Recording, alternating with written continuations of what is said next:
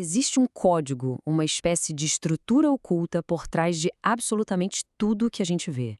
Uma ideia tão radical, mas tão radical, que se for verdade, ela não muda só como a gente enxerga o mundo, ela muda o que nós somos dentro dele. E se cada estrela, cada átomo, cada pensamento que passa pela nossa cabeça não fossem coisas separadas, mas sim expressões de uma única e vasta consciência? E se o universo não for um lugar que a gente habita, mas algo que a gente pensa? Olha, essa pergunta não é nova não, é uma ideia bem antiga, sabe? Sussurrada em textos secretos por milênios. E lá no comecinho do século XX, essa ideia foi, digamos, destilada num livro pequeno e super enigmático chamado O Kybalion. Um texto que não se apresenta como mera filosofia, não, mas como um manual de instruções da própria realidade. Ele basicamente afirma que o universo funciona com base em 7 leis que não mudam nunca. E a primeira, a mais importante de todas, é que o universo é, na sua totalidade, mental. Ok, vamos mergulhar fundo nisso. Para quem é fascinado por mistérios que desafiam a nossa realidade, já se inscreve no canal e ativa o sino para não perder as próximas descobertas. A análise de hoje vai ser profunda. Para a gente entender a ideia, primeiro a gente precisa entender de onde ela veio. E claro, como toda boa sabedoria oculta, ela vem envolta em mistério. O livro simplesmente surge em 1908, sem autor, só uma assinatura, os 3 iniciados. Por décadas, a identidade deles foi um verdadeiro quebra-cabeça. Hoje, a maioria dos pesquisadores aponta para uma única mente brilhante, William Walker Atkinson, um advogado, escritor super prolífico e um dos pioneiros do movimento do novo pensamento nos Estados Unidos, um cara que usava dezenas de pseudônimos. Mas veja bem, o Atkinson não inventou essas ideias. Ele as sintetizou a partir da filosofia hermética, uma tradição que vem lá do Egito e da Grécia antigos, e que é atribuída a uma figura quase mítica, Hermes Trismegisto, o escriba dos deuses. O Kybalion basicamente propõe que, por trás de todo o caos que a gente percebe na existência, existem 7 princípios, ou leis, que governam tudo, desde a órbita de uma galáxia até os pensamentos na nossa cabeça. E não são leis humanas, não, são chaves cósmicas. E as ideias centrais, elas dão um nó na cabeça. A ideia de que o universo é produto da mente, que os padrões se repetem em todas as escalas, que a matéria sólida, na verdade, não existe, que tudo é só energia em diferentes frequências, e que os opostos, tipo luz e escuridão, bem e mal, são no fundo a mesma coisa, só que em graus diferentes. Então vamos analisar os princípios mais importantes um por um, porque é bem aqui que a nossa percepção da realidade começa a se desmontar. E a primeira lei é a base de todas as outras. O princípio do mentalismo. Ele diz que a substância fundamental do universo não é matéria nem energia, é mente. Uma consciência infinita, viva, que o livro chama de o todo. Tudo que a gente percebe, planetas, árvores, os nossos corpos, os nossos pensamentos, tudo isso existe dentro dessa mente universal. É como um sonho que existe da mente de quem sonha. A implicação disso é radical. Se o universo é mental, então o pensamento não é só algo que acontece dentro do universo. O pensamento é o universo. Depois vem o princípio da correspondência. Essa lei sugere que o universo é como um holograma. Os mesmos padrões e leis se aplicam em todas as escalas, em todos os níveis. O jeito que um átomo funciona espelha o jeito que um sistema solar funciona.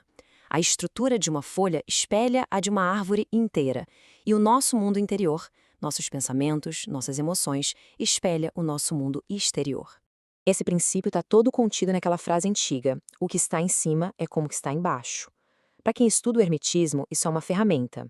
Significa que, ao entender a si mesmo, o microcosmos, é possível começar a entender o cosmos. O universo deixa de ser um lugar estranho, distante. Ele é um reflexo de quem a gente é. E é aqui que a física moderna e o misticismo antigo quase se dão as mãos. O princípio da vibração. 100 anos antes da física quântica popularizar essa ideia, o Kybalion já afirmava: a matéria sólida é uma ilusão. Tudo, da rocha mais densa até o pensamento mais sutil, é energia em movimento constante.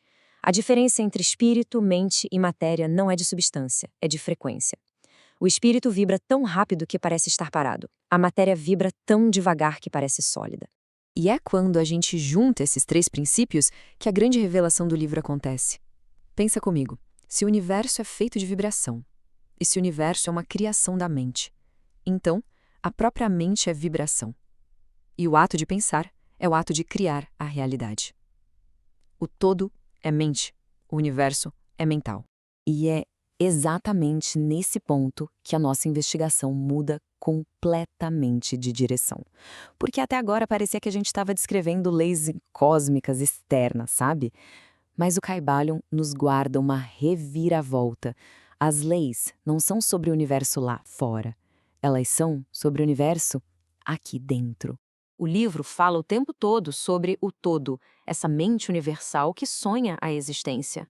Aí a pergunta natural é: o que ou quem é o todo? É um Deus? Uma força sem nome? A resposta é o grande plot twist da filosofia hermética. O todo não é uma entidade lá fora, separada, nos observando. O todo é a própria consciência que observa. A consciência de quem lê, a minha, a consciência em si. Não existe um sonhador separado do sonho. O sonhador é o sonho. Então, o ponto crucial é este. As 7 leis herméticas não são um manual de física ou de cosmologia. Elas são um mapa da consciência humana.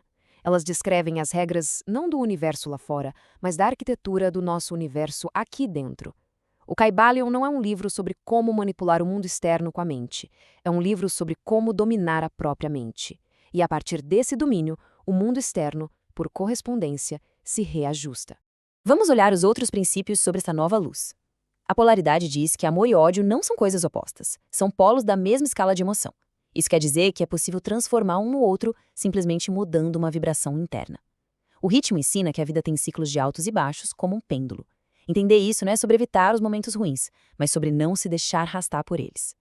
Quem domina isso não tenta parar o pêndulo, aprende a se elevar acima do balanço dele mantendo o equilíbrio interior, não importa o caos lá fora. Causa e efeito afirma que não existe acaso. A maioria das pessoas vive como efeito, só reagindo passivamente ao que acontece. O objetivo é se tornar uma causa, iniciando conscientemente as ações que vão criar os efeitos desejados na própria vida. E por último, o princípio de gênero. E isso aqui não tem a ver com o gênero físico, mas com duas energias criativas. A masculina, que é ativa, focada, e a feminina, que é receptiva, intuitiva.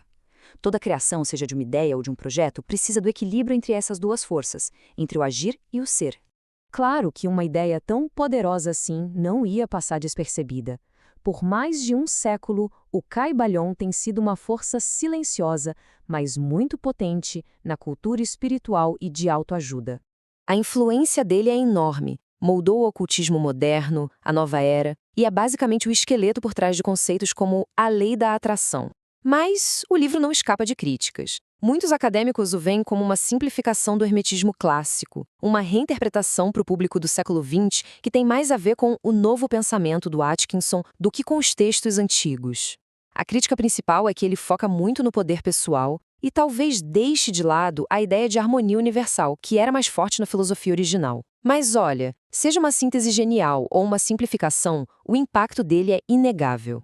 E tudo isso nos traz à questão final, a última fronteira que este livro nos convida a cruzar. A investigação não acaba com o livro, ela começa dentro de quem está lendo. O Kybalion nos deixa com uma pergunta que dá vertigem, e é talvez até um pouco perturbadora. Se a realidade é uma construção mental, se os nossos pensamentos, emoções e até o nosso senso de eu são só vibrações dentro de uma consciência maior, então quem ou o que é o pensador por trás dos pensamentos? A consciência individual está pensando ou ela está sendo pensada?